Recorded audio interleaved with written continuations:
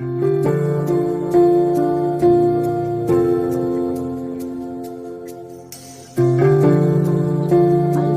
යාළුවනේ අදත් මම ආවා ඔයාලට මේ පේන ලස්සන සර්වියට් එක නිර්මාණය කරන හැටි කියලා දෙන්න. මේ නම් මම කලින් හදාගත්ත සර්වියට් දෙකක්. ලස්සනයි නේද?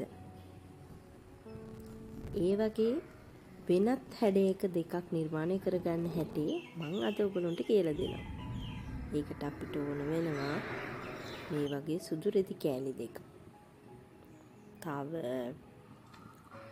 රබර් බෑන්ඩ් ටිකක්, පාට, මේ ටික තමයි අපිට උවමනා වෙන්නේ. මේක කරගන්න හරි ලේසි. බලමුකෝ. මෙන්න මේ විදිහට එකක් අරගෙන අපි මේ හැඩයට නවා ගන්නවා. ලේසි. මේ පේන විදිහට නවා ගන්න තමයි තියෙන්නේ. අතින් හද ලස්සනට පිළිවෙලට නවා ගන්නවා. ඊට පස්සේ තුන් පැත්තට රබර් බෑන්ඩ් දාලා තද කරගන්න එක තමයි කරන්නේ.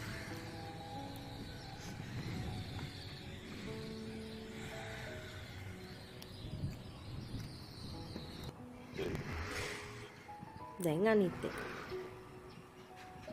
ඒක වෙනස් විදිහකට නවන්නේ කොටු හැඩයට.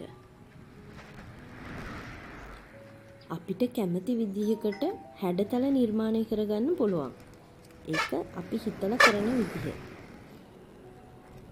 මේ විදිහට නවලා දැන් අපි පාට දාන්න තමයි ලෑස්ති වෙන්නේ.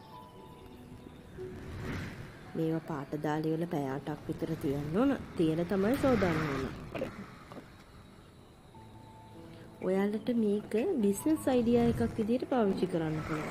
ඒ කියන්නේ අපි හිතමුකෝ සර්වියට් හදලා කඩවල් වලට දාන්න විකුණන්න. එහෙම කරන්නත් පුළුවන්. ලස්සන පාට විදිහට තිබ්බ චූටි ළමයිට එහෙම ගන්න කැමතිනේ. දැන් අපි පාට දාලා ඉවරයි. පැය 8කින් බලමු. ඔයාලා මගේ වීඩියෝස් වලට කැමති නම් ලයික් කරන්න. සබ්ස්ක්‍රයිබ් කරන්න. බෙල් අයිකන් එකත් ක්ලික් කරන්න. දැන් පැය 8කට පස්සේ කොහොමද කියලා බලමු. එකින් එක හොදලා හිමීට රබර් බෑන්ඩ් ටික ලියා ගන්න තියෙන්නේ. බලන්නකො ලස්සනයිද කියලා හැඩතලේ. ලස්සනට ඇවිල්ලා නේද? ඔයාලට කැමති පාට දාගන්නත් පුළුවන්. දැන් අනිත් එක.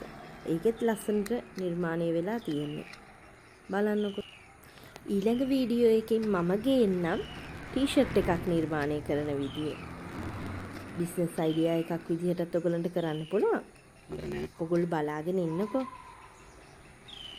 thank you මාව බැලුවට අහගෙන හිටියට.